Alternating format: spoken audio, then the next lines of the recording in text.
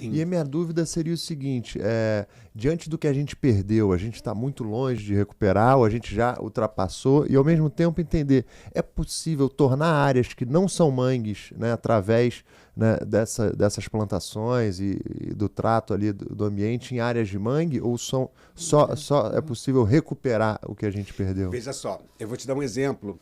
Em Niterói, Lagoa de Itaipu, né, tem um trabalho bem bacana sendo feito lá de florestação. Por que eu falei florestação? Ali não existia mangue, primariamente, né?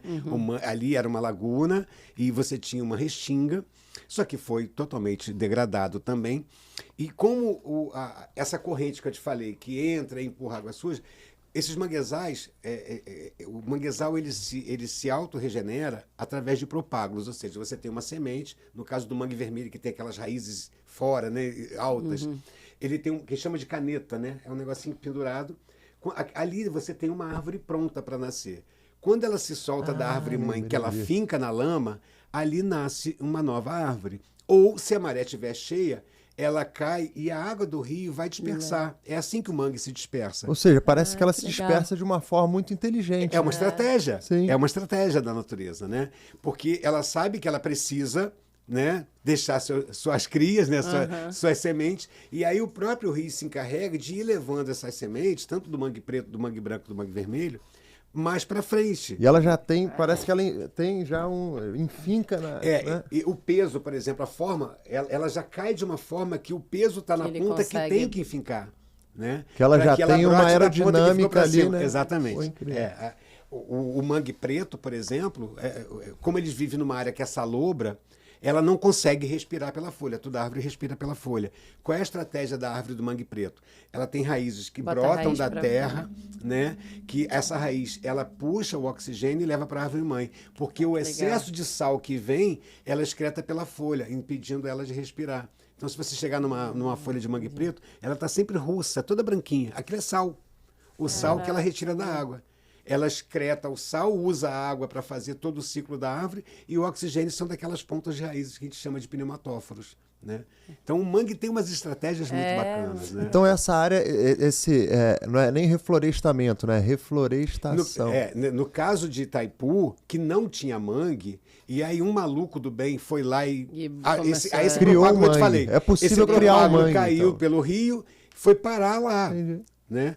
A gente tem um trabalho científico que a gente fez em 2013 que a gente prova que as larvas de caranguejo que são depositadas no rio, lá na APA de Guapimirim, elas vão até a barra da Baía de Guanabara. Caraca, Fórum, ali o forte, né? É um sistema Então, só, né? Exatamente. E alguns propágulos conseguiram chegar, se fincaram na lama, deu um brotinho, o cara falou assim, opa, vamos plantar. Então, essa iniciativa desse maluco do bem, está lá hoje um manguezal começando a aparecer novamente, né? Incrível. Começar a fazer isso em várias áreas? Dependendo da área, você tem que conversar. Geralmente, toda área de manguezal, a gente chama de área de preservação permanente. Mesmo que não seja uma unidade de conservação, mas ela é de preservação permanente, deve ser cuidado. Então, sempre que você for fazer algum trabalho em área de preservação permanente, você deve procurar a prefeitura, ou tentar entender se ali é uma unidade de conservação, seja ela municipal, estadual ou federal, para que isso seja acompanhado e até para que você possa registrar os resultados. Mas aí, nesse caso, numa área que não existia, ele teria criado, então, uma área de proteção permanente, a partir do momento que ele criou o mangue? Porque quando houve a abertura da Barra da Lagoa, que a água salgada entrou, mudou todo o equilíbrio daquele espaço. Então, foi propício para que o manguezal nascesse, porque a água ficou salobra. Né? Antes não, era só água doce, então você não ia encontrar manguezal ali, você ia encontrar outra espécie. Mas quando abre, toda essa dinâmica começa a acontecer e o cara percebeu, pô, tem um propágulo de mangue aqui,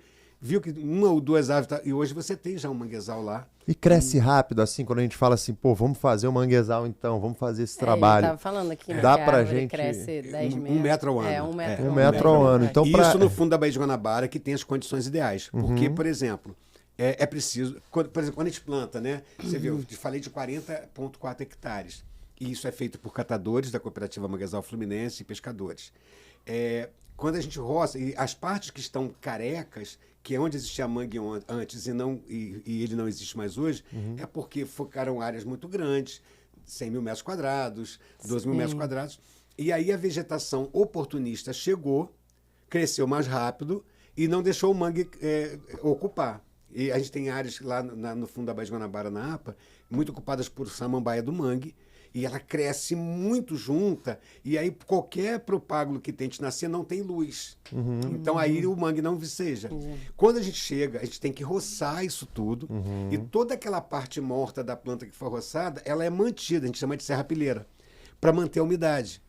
Então, dependendo de se Tem você o for preparo plantar... da terra ali. Exatamente. Se você for plantar mangue numa área que não tenha vegetação, a lama, em períodos de verão muito intenso, tende a ficar muito seca. Isso prejudica o crescimento. Aí você não tem essa taxa de 1 metro ao ano. Tá? Isso a gente consegue no fundo da Baía de Guanabara, porque você tem as condições ideais. Quando a gente roça lá a vegetação oportunista, a gente mantém aquela proteção para que a lama continue úmida, para que o solo continue úmido, né? Essa é a ideia. Mas pode e deve ser feito.